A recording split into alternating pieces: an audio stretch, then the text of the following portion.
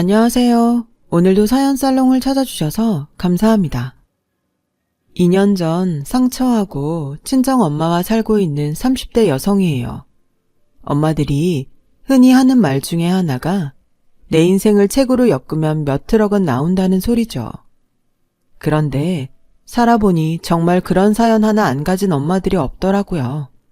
고작 44년 남짓 산 저도 인생 사연 몇 개는 가슴에 품고 사니 말이에요.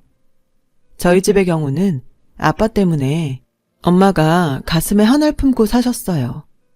저희 친정 아빠는 마치 빚쟁이처럼 엄마 인생에 빨대를 꽂고 사셨거든요. 가혹하리 많지 불행한 삶을 살아온 엄마를 생각하면 눈물이 날 정도예요. 하지만 얼마 전에 있었던 사건으로 조금은 위안을 삼을 수 있게 되었어요. 선한 끝은 있어도 악한 끝은 없다고 모든 게 순리대로 각자의 방향으로 잘 흘러갔거든요. 이제라도 모든 게 제자리를 찾게 돼서 얼마나 다행인지 몰라요. 우리 집은 평범한 집들과는 달리 복잡한 가족관계를 구성하고 있어요. 아빠, 엄마와 저, 그리고 남동생과 남동생의 엄마로 이루어져 있거든요. 남동생의 엄마는 소위 말하는 첩이었어요. 요즘 같은 세상에 첩을 두고 사는 것도 기가 막힐 노릇인데 더군다나 한 집에 본처와 첩을 두고 살다니 어이없는 일이었죠. 우리 가정에 이렇게 비정상적인 형태로 변한 건 제가 7살이 되던 해부터였어요. 아빠는 늘 바쁘다는 핑계로 자주 외박을 하곤 했었는데 그날은 웬일인지 대낮에 집에 오셨더라고요. 옆에 젊은 여자를 동반한 채 말이죠.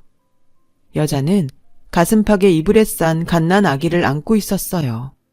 그 모습을 본 엄마는 손에 들고 있던 걸레를 떨어뜨렸고 그대로 주저앉아 넋이 나간 사람처럼 멍해졌죠.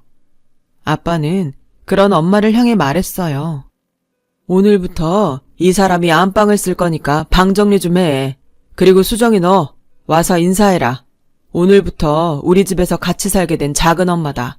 여긴 네 남동생이고 작은 엄마 말씀 잘 들어야 돼. 어린 나이였지만 아빠 옆에 서 있는 여자가 내 작은 엄마가 아니라는 건 잘 알고 있었어요. 진짜 작은 엄마는 작은 아빠와 함께 미국에 살고 계셨으니까요. 그래서 이 아줌마는 작은 엄마가 아니야. 작은 엄마는 미국에 있는걸? 그랬더니 아빠가 버럭 화를 내시며 아빠가 그렇다면 그런 거야. 조그만 게 어디서 말대꾸야. 당신 애 교육을 어떻게 시켰길래 애가 이 모양이야. 아들도 하나 못 낳는 주제에 자식 교육도 이 모양이니 널 어디다 써먹냐. 이러니 집구석에 들어오기 싫지. 먹긴 놈이 성낸다고 아빠는 오히려 엄마한테 책임을 전가하며 당당하게 굴었어요. 아빠의 첩은 호랑이 등에 탄 여우처럼 아빠의 권세를 빌어 안방을 차지하고는 안주인 노릇을 해댔죠. 어린 제가 봐도 화가 났지만 엄마는 아무런 말도 하지 않았어요. 그때는 몰랐는데 엄마한테는 그렇게 할 수밖에 없는 이유가 있었더라고요. 그건 바로 친정 때문이었죠. 외할아버지는 아빠 회사에서 일감을 받아 공장을 운영하는 하청업체를 하고 계셨는데 당장 아빠 회사와 거래가 끊기면 온 식구가 길바닥에 나앉을 상황이었어요. 애초에 엄마가 아빠랑 결혼한 것도 아빠가 외할아버지 회사를 도와주기로 하고 강제로 한 거였죠. 외할아버지는 나이 많고 바람둥이로 유명했던 아빠한테 딸을 내주는 대신 남은 가족들을 건사하게 된 거예요. 일종의 갑과 을 관계였던 사위와 장인의 관계는 그 사이에 끼어있던 엄마의 결혼 생활에 지대한 영향을 끼칠 수밖에 없었어요. 그나마 그동안은 친할아버지가 나서서 아빠의 비행을 통제해 주시곤 했는데 갑자기 쓰러지신 이후로는 전처럼 큰 힘을 쓰지 못하셨어요. 회사 일에서도 물러나신 채 병상을 지키고 계셨으니까요. 마침 그 틈을 타서 친할머니와 아빠가 못된 짓을 벌였던 거예요. 네가 우리 집에 시집와서 한 게 뭐 있니? 아들나 대리리끼를 했냐? 네 남편 사업에 도움이 되기랬냐? 아들을 못 낳으면 네가 알아서 후처자리라도 알아봤어야지. 어떻게 네 자리 보전할 생각만 하고 살아? 후사를 못 잇는 여자는 그날로 소박을 맞아도 마땅하다만 그래도 그간에 정이 있으니 내치지는 않으마. 대신 귀한 손주를 낳아온 작은 애한테 평생 감사하고 살도록 해라. 혹여라도 조강지처 노릇한답시고 작은 애 가슴에 못질했다간 그날로 우리 집에서 내칠 줄 알아. 친할머니는 아빠의 외도를 대리잇기 위한 수단으로 포장하며 오히려 엄마한테 첩을 모시고 살라고 했어요. 그날 이후 엄마는 제 방에서 함께 지내게 되었어요. 거기다 애만 낳고는 나 몰라라 하는 첩을 대신해 그 여자의 아들까지 방으로 데려와 키워야 했죠. 저 같으면 첩 때문에라도 그 아이를 미워했을 법도 한데 엄마는 그러지 않았어요. 오히려 자신이 낳은 애처럼 정성을 다해 보살펴 주었어요. 제가 아기를 꼬집거나 쥐어받기라도 하면 누나가 돼선 동생한테 무슨 짓이냐며 소리치시곤 했죠. 그런 엄마의 행동 때문에 서운하기도 했지만 함께한 시간이 길어질수록 저도 그 아기를 동생으로 받아들이게 되었어요. 아기는 죄가 없으니까요. 엄마의 사랑은 받고 자라서 그런지 남동생은 저희 엄마를 제 친엄마처럼 생각하는 것 같았어요. 오히려 자기를 낳아준 친모를 향해선 거부감을 나타낼 정도였죠. 그렇다 보니 첩은 자기 아들한테 정을 붙이지 못했어요. 멀쩡히 있다가도 제 엄마가 안아주면 자지러지게 울곤 했으니까요. 반면에 저희 엄마가 가서 안아주면 그제야 울음을 그치곤 했죠. 그럴 때마다 첩은 저희 엄마가 자기 아들을 뺏으려든다며 분통을 터뜨렸지만 그렇다고 자기 아들을 돌볼 생각도 하지 않았어요. 엄마 노릇은 뒷전이고 자기 몸을 치장하고 쇼핑을 하거나 툭하면 집에 사람들을 불러 화투판을 벌이기 일쑤였어요. 정말 최악이었죠. 남동생이 초등학교에 들어가고 처음 있었던 학부모 상담도 그놈의 화투를 치느라 깜박한 여자니 말 다 했죠 뭐. 그런 첩을 대신해 엄마는 새벽부터 일어나 남동생 도시락을 싸고 학부모들을 통해 학원 정보를 얻어가며 남동생 사교육에도 신경을 쓰셨어요. 혹여 밖에서 사람들한테 손가락질을 받을까봐 예절 교육도 철저히 하셨고요. 저한테 했던 것보다 더하면 더했지 절대 덜하지 않으셨어요. 그런 엄마 덕분에 남동생은 어디 가나 똑똑하고 예의 바르다는 소리를 듣고 살았어요. 게다가 어찌나 애교가 많은지 학원 수업을 마치고 올 때면 아이스크림이나 붕어빵을 사다가 몰래 엄마한테 드리곤 했을 정도였죠. 하지만 이런 엄마의 노력에 따른 공은 첩이 가로채곤 했어요.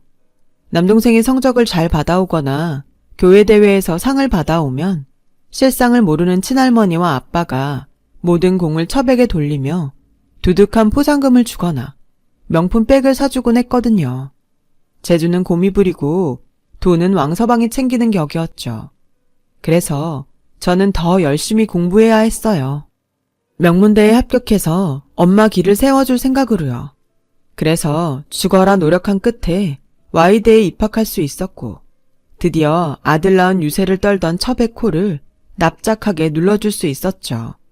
제가 명문대에 들어가자 친할아버지가 엄마 앞으로 상가를 하나 주셨거든요. 오래된 상가 건물에 들어있는 가게지만 위치가 좋아서 공실이 될 염려가 없는 곳이었어요. 그곳에서 들어오는 수입으로 충분히 노후 대책을 세울 수 있을 정도였죠. 그러자 첩은 아빠를 닥달해 자기도 상가를 달라고 졸라댔어요. 하지만 모든 부동산이 할아버지 소유라서 아빠도 어쩌지는 못했어요. 그러다 제가 대학교 3학년이 되던 해 할아버지께서 세상을 떠나시면서 상황이 급변하기 시작했어요. 할아버지 소유의 회사와 부동산 대부분을 아빠가 상속받았거든요. 작은아빠는 미국에 살고 있는 데다 회사 경영에는 관심이 없어서 자기 몫의 부동산 외에는 욕심을 내지 않았어요. 그래서 유산 집행도 쉬웠죠. 아빠 손에 엄청난 재산이 들어오자 첩은 본격적으로 돈이며 상가, 부동산 등을 자기 명의로 바꿔달라 요구하기 시작했어요. 난 당신 호적에도 못 들어가는데 혹시 당신이 갑자기 떠나면 그땐 낙동강 오리알 되는 거 아니에요. 그러니까 그 전에 내 앞으로 뭐라도 해달란 말이에요. 명색이 이 집 장손을 낳은 여잔데 그거 못 해줘요? 결국 아빠는 첩의 요구에 따라 상가와 땅의 일부는 명의 이전해 주었어요. 하지만 노력 없이 얻은 첩의 재산은 밑빠진 독에 물을 붓는 것처럼 술술 빠져나가고 말았죠. 거기다 아빠의 무능함까지 한몫해서 회사도 예전만 못하게 되었어요. 그러자 아빠는 외할아버지 공장과 거래를 끊고 첩이 소개한 새 업체와 계약 체결을 하겠다고 하더군요. 그 바람에 외할아버지 공장은 당장 문을 닫을 위기에 처하게 되었죠. 보다 못한 엄마가 나서서 아빠한테 울면서 부탁을 했어요. 저요, 이날이 때까지 당신이 밖에서 무슨 짓을 하든 눈 감고 입 닫고 살았어요. 심지어 안방에 첩을 들이는 것도 참았다고요. 내가 왜 그랬겠어요? 그게 다 친정 때문이었다고요. 결혼할 때 당신이 그랬잖아요. 다른 건 몰라도 내 친정만큼은 끝까지 보살펴 주겠다고요. 저 믿었어요. 그런데 어떻게 이럴 수가 있어요? 당신한테 돈을 달라는 것도 아니고 어차피 하청 줄 거 우리 친정에 달라는 것뿐인데 그게 그렇게 힘든 일인가요? 말해봐요, 여보. 엄마의 말에 아빠는 살짝 미안한 기색을 보였어요. 그러자 그 틈을 타 첩이 끼어들지 뭐예요. 이미 새 업체로부터 뒷돈을 받고 일을 진행했던 터라 자기도 순순히 물러설 수는 없었던 거였죠. 어머머, 듣자 하니 말이 좀 그러네요. 요즘 회사 사정이 어떤지 몰라서 그런 소리래요. 형님 친정 때문에 우리 회사가 입을 손에는 생각 안 하냐고요. 그동안 봐줄 만큼 봐줬으면 이제는 스스로 자립할 생각을 해야지. 언제까지 내 남편 회사에 기대 살 생각이냐고요. 자기들이 무능한 걸 탓해야지. 지금껏 손해봐가며 도와준 은인한테 웬 꼬장이래요? 안 그래요, 여보? 그래, 자네가 말 잘했네. 그 회사를 기울게 만든 사람이 누구지? 회사 돈 빼다가 부동산 투기로 날리고 오랫동안 회사를 위해 헌신한 직원들 내보내고 친인척들 끌어다 넣은 사람이 대체 누구냐고. 자네 아닌가? 내 친정 때문에 회사에 손해가 났다고? 말도 안 되는 소리 하지 마. 혹여라도 딸한테 피해갈까봐 지금껏 이 회사 눈치 봐가며 단가 한번 못 올리고 거래했어. 뚫린 입이라고 함부로 짓거리지 마. 그리고 이 사람이 어떻게 네 남편이야? 넌 그저 내 연녀일 뿐이라고. 자네 위치 좀 제대로 알고 처시네. 뭐? 척? 아, 여보, 이 여자 말하는 것 좀 봐요. 누구 때문에 대 끊길 뻔한 거 내가 아들 낳아 대 이어줬더니 나한테 하는 짓거리 좀 보라고요. 아, 내 팔자야. 내가 이 꼴 보자고 꽃 같은 청춘에 애까지 낳고 이 집에 들어왔나? 아, 억울해. 여우 같은 첩이 아빠 품에 달려들어 울고불고 짜는 바람에 결국 아빠는 첩의 손을 들어주고 말았어요. 그 바람에 외할아버지의 공장은 문을 닫고 말았고요. 언젠가 엄마가 그러더군요. 그때 더는 못 살겠다 싶어 이혼할까 생각했었다고요. 그런데 생각해보니 이날 이때까지 참고 살았는데 누구 좋으라고 지금 이혼해주냐 싶더라나요. 인생은 빨리 가는 놈이 이기는 게 아니라 끝까지 버티는 놈이 이기는 거라면서요. 그래서 이혼을 하더라도 좀 더 참았다가 제대로 한 방 먹이고 이 집을 나가자 결심했대요. 아무튼 엄마는 그날을 계기로 가슴에 복수의 칼을 갈기 시작했어요. 이듬해 졸업을 앞둔 저는 강단에 서고 싶은 욕심에 취업 대신 대학원 진학을 준비하고 있었어요. 그런데 아빠가 그걸 어떻게 알았는지 하루는 저를 불러 대뜸 취직을 하라고 하지 뭐예요. 대학까지 나왔으면 됐지 여자가 뭐하러 대학원 공부까지 하냐면서요. 딱 들어봐도 중간에서 첩이 이간질을 시킨 것 같았어요. 이유는 하나였죠. 혹여 나중에 제가 아빠 회사를 물려받게 될까봐 미리 싹을 잘라버리려는 거였어요. 사실 그동안 공부도 잘하고 부모 말 잘 듣던 남동생이 무슨 신경의 변화가 생겼는지 공부도 않고 싸움질만 하고 다녀서 퇴학 위기에 놓여 있었거든요. 그래서 이참에 미국으로 도피 유학을 시키려던 참이었죠. 그 와중에 제가 대학원에 진학한다니 똥줄이 탔던 모양이에요. 그래서 필사적으로 제 대학원 진학을 막으려 든 거였죠. 아빠, 그게 무슨 말씀이세요? 지금 나보고 내 꿈도 포기하고 돈을 벌라는 거예요? 왜요? 저 여자가 뭐라 그래요? 저 대학원 보내지 말라고?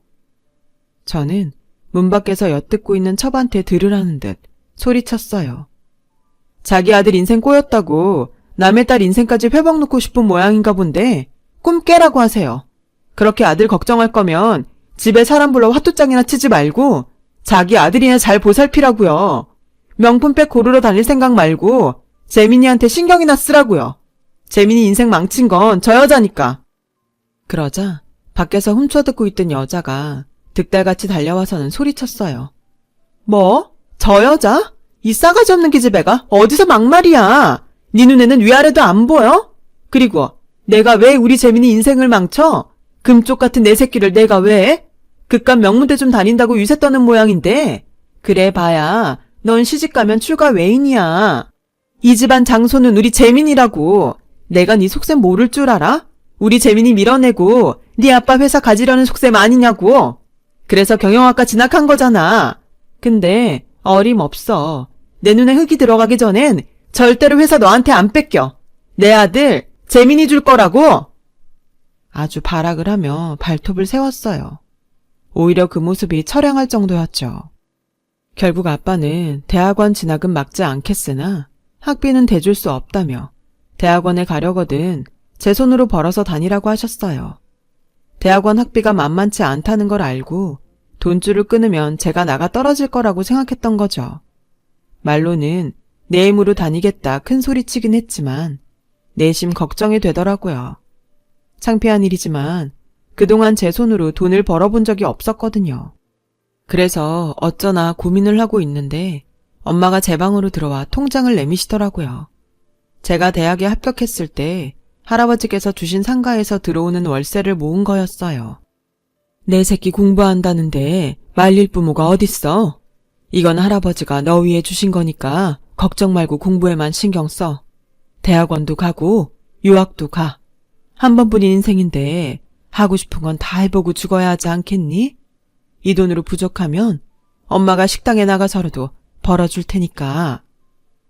그렇게 저는 엄마가 주신 돈으로 대학원에 진학할 수 있었어요. 석사를 딴 뒤에는 그간 틈틈이 아르바이트를 해서 모은 돈으로 영국 유학을 떠나게 되었어요. 그리고 그곳에서 한국 유학생을 만나 사귀게 되었고 2년 뒤 결혼을 하게 되었죠. 유학생 신분이라 식은 미룬 채 혼인신고만 하고 살았어요. 학위를 따고 한국에 돌아가면 그때 멋진 결혼식을 올리려고요. 그렇게 4년간의 유학 생활을 마치고 한국으로 돌아온 우리 부부는 양가 부모님 도움 없이 조그마한 원룸에서 신혼생활을 시작했어요. 남편은 귀국 전에 취직이 돼서 대기업 연구소에서 일을 하게 되었고 저는 몇 군데 대학에 시간 강사로 나가게 돼서 생활은 어렵진 않았어요. 그러는 와중에 그동안 미뤘던 결혼식 날짜가 다가왔어요. 강의를 마치고 지하철을 타고 집으로 향하는 중이었어요. 남편한테 문자가 왔더라고요. 결혼식 앞두고 친구들과 만나 술자리를 갖는다는 내용이었죠. 일찍 들어오라는 단문을 하고는 꾸벅꾸벅 졸고 있었는데 낯선 번호로 전화가 온 거예요. 남편 친구였어요. 남편이 사고로 크게 다쳤다며 빨리 병원으로 와달라더군요. 그 길로 지하철에서 내려 택시를 타고 병원까지 가는데 다리가 사시나무 떨리듯 떨리더라고요. 도착해보니 남편은 응급수술에 들어간 상태였고 5시간이 넘는 수술 끝에 결국 세상을 떠나고 말았어요. 결혼식을 불과 3일 앞둔 시점이었죠. 졸지에 남편을 잃고 미망인이 된 저는 한동안 넋을 놓고 살았어요. 가까스로 나가던 강의를 끝내고는 다음 학기부터는 강의를 맡지 않았어요. 아무것도 못하겠더라고요. 먹는 것도 귀찮고 책도 눈에 들어오지 않았어요. 집에 가득한 남편의 물건들을 볼 때마다 당장이라도 현관문을 열고 남편이 들어올 것만 같아서 미치겠더라고요. 이런 저를 본 엄마는 집을 정리하고 저를 본가로 데리고 들어가셨어요. 곁에 두고 보살피시겠다고요. 그렇게 저는 다시 본가로 들어가 살게 되었어요. 미국으로 도피 유학을 떠났다가 돌아온 남동생은 떨어져 지낸 시간이 길어서 그런가 서먹서먹 하더라고요. 어릴 땐 그렇게 착하고 예쁘던 녀석이 완전 개날라리가 돼 있었어요. 지 엄마처럼 아빠 돈 믿고 빤빤히 놀며 돈 쓰는 재미로 살고 있었죠. 그런 녀석을 회사 전무자리에 앉혀놨으니 회사가 제대로 돌아갈 리가 없었죠. 회사라곤 껍데기와 남은 상태로 당장 망해도 이상하지 않을 정도였어요. 그런데도 첩은 정신을 못 차리고 여전히 화투와 명품을 사들이는데 미쳐 있더라고요. 그 안에서 엄마 혼자 힘겹게 살림을 끌어오셨더라고요. 그 모습을 보니 그동안 엄마한테 신경을 못 쓰고 살았던 게 너무 죄송했어요. 그래서 차라리 엄마를 모시고 집에서 나가자 싶더라고요. 남편이 떠나고 받은 사망보험금과 가해자 측으로부터 받은 합의금 등을 합하면 20평대 아파트 정도는 살 수 있겠더라고요. 생활비야 상가 월세도 있고 제가 버는 걸로도 가능했거든요. 그런데 그 얘기를 들은 첩이 난리를 치는 거예요. 당장 지 아들은 신혼집 하나도 해줄 돈이 없어서 혼사도 못 치르고 있는데 그런 목돈이 있으면서 입 닫고 있었냐면서요. 명색이 누난데 동생 결혼하는데 도움을 못 줄 망정 저 혼자 잘 살 궁리를 하는 거니? 너 이기적인 거 진작부터 알았다만 정말 너무한다. 됐고 재민이 신혼집 마련해야 하니까 일단 그 돈 좀 쓰자. 요즘 회사 사정이 좀 그래서 그런데 다시 정상화되면 그때 갚아줄게. 너야 이 집에서 살아도 되잖아? 아빠도 그러는 게 좋겠다며 일단 남동생 신혼집부터 마련하자고 했어요. 그러자 주방에서 그 소리를 듣고 있던 엄마가 국자를 들고 달려나왔어요. 이게 무슨 개풀 뜯어먹는 소리야? 내 사위 목숨값을 왜 네 아들 신혼집 장만했어? 어림없는 소리 마. 그렇게 돈이 궁하면 자네 명품백 팔아서 집 구해주게. 내 사위 보험금은 꿈도 꾸지 말라고. 어머, 형님, 우리 재민이가 내 자식만 되나요? 이 집 장손이에요. 장손이 잘 돼야 집안이 서는 거 아닌가요? 솔직히 그 돈이 수정이가 벌어서 생긴 돈도 아니고 지 남편 목숨값인데 지 편하자고 쓰면 진들 속이 편하겠어요. 그럴 바엔 하나뿐인 남동생 위에 쓰는 게 낫죠. 그리고 누가 꽁으로 달래요? 갚아준다잖아요. 그깟 돈 몇 억 갖고 더럽게 생색이네. 어머님이 살아계셨으면 저랑 똑같은 소리 하셨을 거예요. 하긴 아들 하나 못 낳은 형님이 이런 마음을 알까? 그때였죠.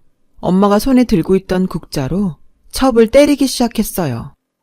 그래 이년아. 내가 아들 못 낳은 죄로 이날 이때까지 네 꼴을 참고 살았다. 그런데 이제는 못하겠다. 재민이 불쌍해서 입 다물고 살려고 했는데 내 사위 목숨값까지 탐내는 인연을 보니까 그러기 싫어졌어. 장손이라고? 재민이가 이 집안 장손이라고? 웃기고 자빠졌네. 애비씨도 다른 애가 어떻게 이 집안 장손이 되냐. 재민이가 정말 내 남편 자식이라면 내가 이 자리에서 혀깨 물고 죽는다. 엄한 놈 씹에다가 멍청한 저 인간 등쳐먹고 산 주제에 어디서 끝까지 오리발을 내밀어. 뭐요? 아니 누가 그래요? 우리 재민이가 저 사람이 아니라고 누가 그러더냐고요.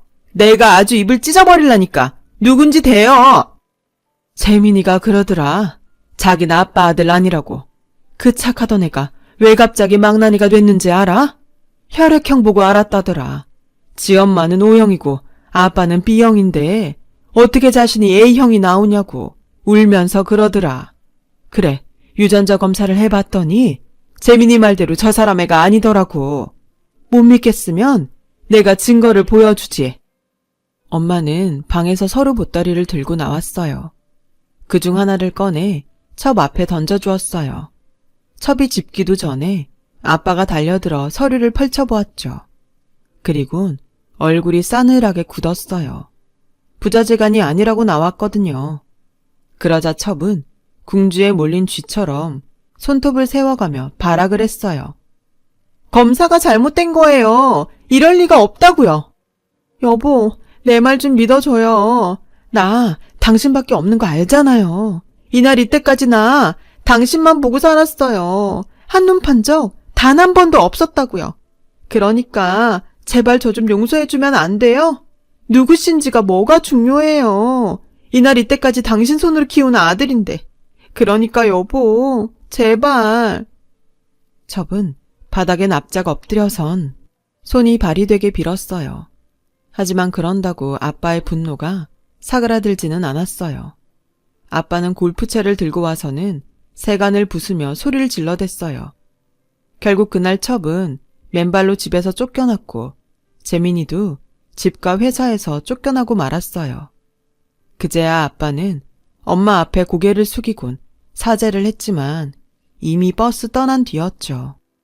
엄마는 아빠한테 이혼을 요구했고 유책 사유자가 아빠인 만큼 그에 상응하는 위자료와 재산 분할까지 요구했어요.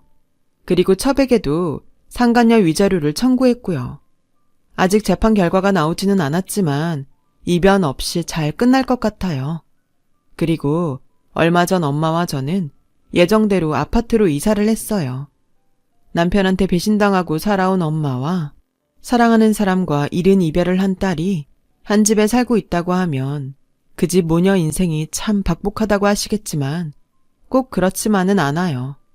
저에겐 남편과의 추억이 있고 저희 엄마한테는 새로운 황혼의 나날들이 기다리고 있으니까요. 남편이 만들어준 보금자리에서 엄마와 함께 제2의 인생을 시작해 보렵니다. 많은 응원 부탁드려요. 지금까지 제 긴 사연을 들어주셔서 감사드려요. 항상 가정에 복이 가득하시고 건강하시길 바랍니다. 여러분, 사연 댓글에 응원과 현명한 조언 부탁드려요. 좋아요와 구독은 저에게 큰 힘이 됩니다. 오늘도 좋은 일 가득하세요.